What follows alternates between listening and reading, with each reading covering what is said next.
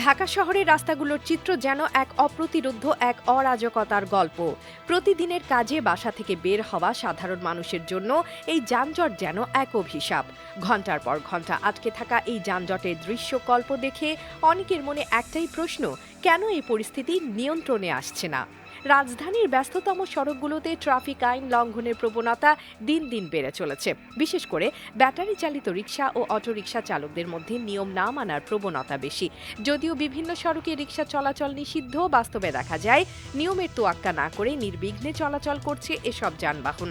ফুটপাতে উঠে পড়ার প্রবণতা মোটরসাইকেল চালকদের মধ্যে আগে থেকেই ছিল, যা এখন আরও বেড়ে গেছে। সিগন্যাল অমান্য করে যানজট সৃষ্টি, উল্টো পথে ঢুকে পড়া ও পথচারীরা ক্রসিংয়ের জন্য নির্ধারিত সেতু ব্যবহার না করে সরাসরি রাস্তা পার হওয়া, এসব বিষয় এখন সাধারণ ঘটনা।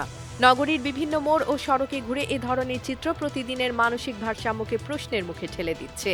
দেখা যায় একটি সিগন্যাল বন্ধ করে অন্যটি চালু হওয়ার আগেই আবার অন্য পাশ থেকে যানবাহনগুলো চলে আসছে। এতে সৃষ্টি হচ্ছে দীর্ঘ যানজট। কেউ কাউকে সুযোগ না দিয়ে নিজে আগে যাওয়ার চেষ্টা করছে। কিছু রিকশা উল্টো সড়কে আসতে দেখা যায়। একই চিত্র পথচারীদের ক্ষেত্রেও দেখা যায়। ফুটপাতে থাকা সত্ত্বেও অনেকে সরাসরি ব্যস্ত সড়ক দিয়ে হাঁটছে।